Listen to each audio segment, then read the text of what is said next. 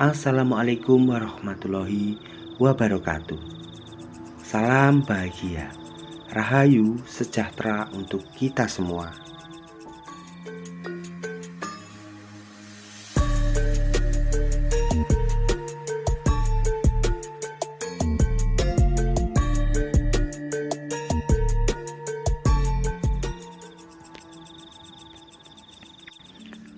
Keberadaan benda-benda pusaka bagi sebagian besar masyarakat sudah dikenal sejak lama. Terlebih bila benda pusaka itu mengandung kodam. Sejak lama nenek moyang kita mempercayai bahwa benda-benda pusaka seperti halnya keris, tombak, ataupun batu mustika lainnya yang mempunyai kekuatan magic karena adanya kodam sakti di dalamnya. Di sisi lain, benda-benda pusaka tersebut juga banyak yang mengambil peranan penting dalam masa-masa perebutan kemerdekaan di masa lalu. Salah satunya yaitu pusaka yang dikenal hingga sampai saat ini, yaitu keris Pangeran Diponegoro. Meskipun banyak yang mengetahui dan mempercayai bahwa adanya kekuatan gaib atau kodam penunggu yang ada di dalam benda pusaka tersebut. Namun, banyak juga para pemiliknya yang tidak tahu mengenai cara bagaimana untuk berinteraksi atau berkomunikasi dengan sosok kodam yang ada di pusaka tersebut. Hal itu disebabkan karena tidak semua orang itu mempunyai indera keenam ataupun kepekaan batin untuk merasakan energi yang ada di dalam pusaka tersebut. Selain itu juga disebabkan karena pemilik benda pusaka tersebut tidak terlibat langsung dengan kepemilikan benda pusaka tersebut.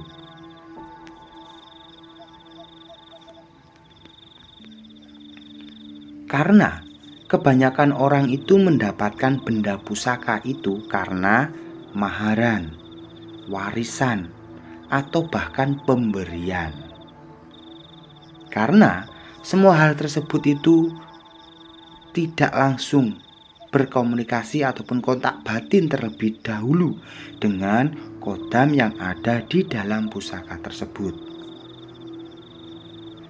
Karena ketidaktahuan tersebutlah yang terkadang banyak para pemilik benda-benda pusaka mengalami kejadian-kejadian yang kurang mengenakan ataupun mengalami kejadian yang tidak sesuai dengan yang diharapkan. Hal itu bisa terjadi karena ketidakcocokan antara pemilik benda pusaka dengan energi pusakanya, sehingga terjadilah sebuah benturan antara energi keduanya.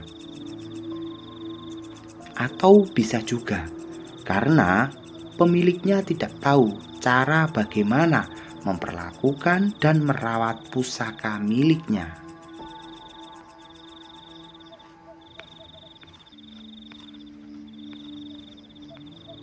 Benda-benda pusaka yang mengandung kodam, seperti halnya keris, dipercaya dapat mempengaruhi kehidupan pemiliknya. Apabila keris pusaka itu memang benar-benar cocok dengan pemiliknya, maka kodam tersebut akan memberikan pengaruh positif seperti halnya kewibawaan dan karisma yang tinggi, atau justru bahkan akan membantu kerezekian di dalam kehidupan sang pemiliknya. Namun, begitu juga sebaliknya, apabila terjadi ketidakcocokan antara pemilik pusaka dengan kodam yang ada di pusaka tersebut, justru akan membawa pengaruh buruk, bahkan bisa menghancurkan kehidupan pemiliknya. Sering ditemui di tengah masyarakat, di mana ada seseorang yang semula dikenal sebagai penakut, pendiam, dan suka mengalah. Tiba-tiba, orang tersebut berubah sifat dan karakternya menjadi pemberani, pemarah, bahkan mau menang sendiri setelah memiliki pusaka tertentu. Ada pula seseorang yang kesehariannya untuk makan saja pas-pasan, namun kehidupannya tiba-tiba berubah 180 derajat menjadi kaya setelah menyimpan pusaka tertentu. Namun selain contoh yang baik tadi, ada juga contoh yang tidak baik, di mana kehidupan sang pemiliknya itu bisa hancur karena ketidakcocokan antara energi pemilik dengan energi kodam pusaka tersebut. Orang yang semula kaya dan selalu beruntung, tiba-tiba jatuh miskin dan bangkrut, serta kehidupannya dipenuhi dengan kesialan setelah terbukti menyimpan pusaka tertentu. Itu karena antara ketidakcocokan antara pemilik dengan pusaka yang disimpannya, sehingga energi kedua tersebut saling berbenturan.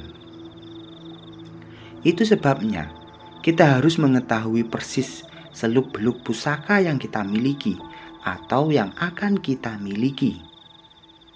Karena keampuhan apapun sebuah pusaka, jika tidak cocok dengan sang pemilik, maka tidak akan memberikan manfaat apapun. Akan sama halnya dengan seonggok batu ataupun besi biasa. Secara umum, satu-satunya tanda yang dapat kita ketahui dengan adanya kekuatan gaib ataupun kodam dalam suatu pusaka tertentu adalah dengan adanya tuah yang dapat kita rasakan dalam kehidupan nyata. Namun, ternyata ada beberapa metode yang bisa kita pakai untuk mendeteksi atau agar kita ini bisa tahu dan mengerti antara tidak ada dan adanya suatu kodam di dalam benda pusaka. Perlu kamu ketahui, metode ini metode yang sangat gampang. Bisa dilakukan oleh orang-orang biasa tanpa kelebihan apapun. Namun, sebelum lanjut ke pembahasannya, jangan lupa untuk menekan tombol like dan subscribe-nya. Karena dukungan dari kamu sangat berarti bagi channel ini. Terima kasih.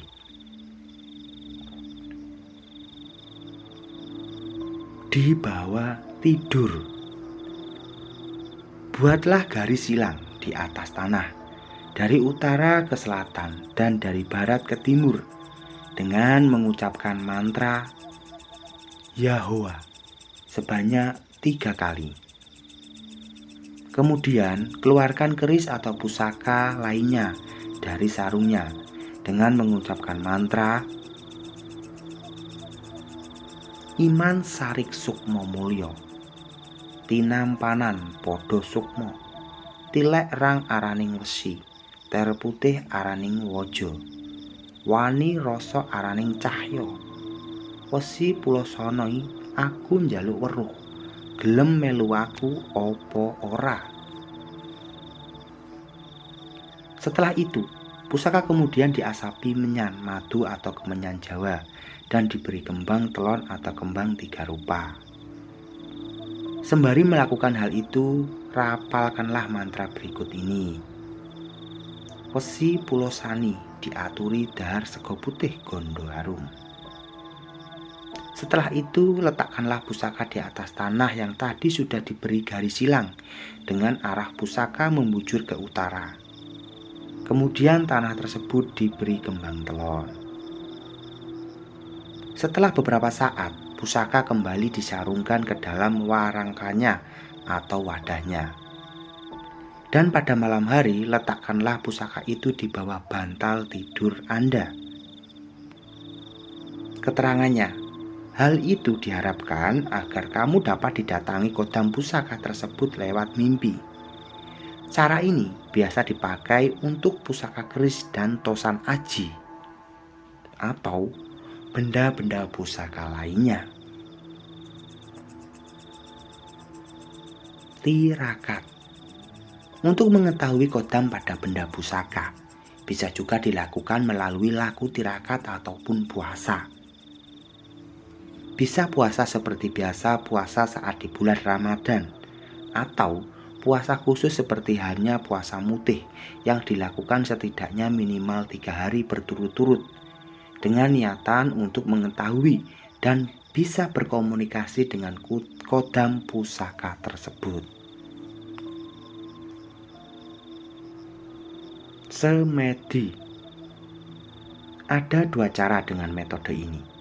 Cara pertama yaitu kita bisa menaruh pusaka dengan cara meditasi di tempat atau di kamar khusus beralaskan tikar. Yang terpenting, sucikanlah diri dan kuatkan niat untuk mengeluarkan kekuatan batin agar bisa melakukan komunikasi gaib dengan kodam pusaka tersebut. Tempatkan keris atau pusaka lainnya di hadapan saat kamu duduk dan nyalakan lilin di sampingnya. Setelah itu duduk bersila dengan posisi kaki kanan berada di atas kaki kiri. Padukan kedua telapak tangan tepat di tengah dada. Tataplah nyala api lilin tanpa berkedip sebisa kita atau sesuai dengan kemampuan kita. Kemudian, pejamkan mata dalam berkonsentrasilah.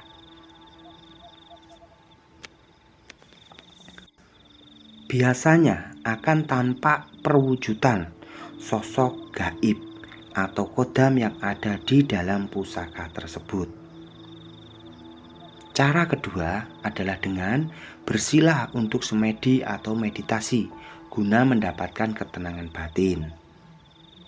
Karena energi kodam bersifat halus, maka harus dibutuhkan ketenangan untuk merasakannya.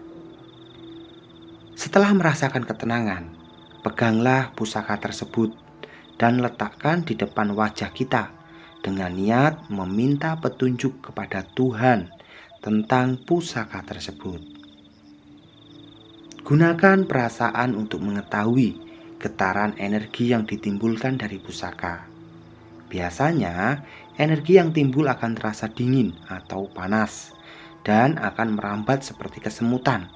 Bahkan pusaka tersebut bisa saja bergerak. Getaran energi yang dirasakan setiap orang itu bisa berbeda-beda. Namun apabila tidak terjadi sesuatu hal, itu memang berarti tidak ada energinya. Namun apapun itu tidak menjadi masalah, karena semua itu hanya sensasi penyelarasan energi kita dengan energi yang ada di pusaka tersebut. Setelah dirasa cukup merasakan getaran energi pusaka, niatkan di dalam hati untuk melihat sosok wujud yang ada di dalam pusaka tersebut. Batiniah namun nyata. Setelah melihat sosok kodam pusaka, kemudian tanyakan apa yang ingin diketahui tentang pusaka tersebut, seperti halnya khasiat, cara mengaktifkannya, hingga merawat kodam pusaka tersebut. Biasanya akan ada gambaran yang tercipta, seperti halnya dikejar wanita cantik, berkelahi, atau isyarat-isyarat gaib lainnya yang bisa diartikan sendiri maknanya, karena sudah memiliki koneksi dengan kodam tersebut. Menggunakan cermin. Sediakan cermin berukuran sedang. Kemudian, keluarkan pusaka dari bungkusnya atau wadahnya. Letakkan pusaka di belakang cermin dengan ujung menghadap ke depan. Lihat cermin dari depan. Jika pusaka itu memiliki kodam kuat, maka akan tampak sosok gaib yang merupakan perwujudan dari kodam pusaka tersebut. Sosok kodam bisa dilihat secara kasat mata, meskipun pusaka berada di belakang cermin. Memanfaatkan hewan. Cara berikut mendeteksi kodam pada benda pusaka adalah memanfaatkan insting hewan. Dan hewan yang paling peka terhadap keberadaan makhluk gaib adalah ayam, terutama ayam betina yang mempunyai anak. Induk ayam sangat peka terhadap ancaman ataupun sangat peka dengan hal-hal gaib. Ketika ada sesuatu yang dianggap mengancam keselamatan anak-anaknya, maka induk ayam akan langsung bereaksi, dalam bahasa Jawanya disebut ngabruk. Hal ini adalah metode termudah. Maka carilah ayam yang sedang mencari makan dengan anak-anaknya. Kemudian letakkan pusaka tersebut di dekatnya. Jika induk ayam tidak bereaksi ataupun malah marah dengan mengejar kamu, maka bisa dipastikan pusaka tersebut kosong. Sebaliknya, jika induk ayam lari tunggang langgang atau terdiam, kemudian berbunyi krok krok krok lalu pergi menjauh, maka pusaka tersebut bisa dipastikan ada kodamnya. Cara lainnya adalah dengan meletakkan pusaka di dalam wadah atau tempat yang sekitarnya diberi makanan hewan.